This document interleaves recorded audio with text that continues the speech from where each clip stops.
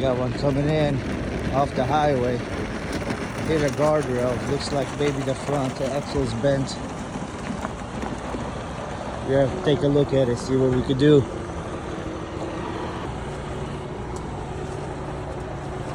We got that thing pretty good.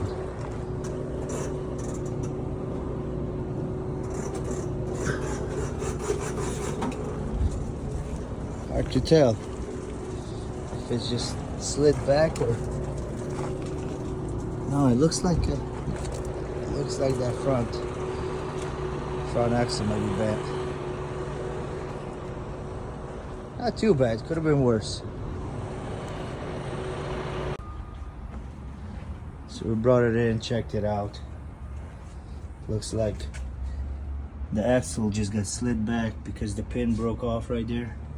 So we'll just try to take that apart, change the U-bolts, put the axle back in place, and take that piece off. And customer says he's just gonna try to make it home, drop his load, and fix it when he gets back. So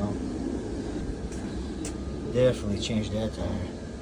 I told him about that. He said, I'll change that home. Nope, ain't leave it like that.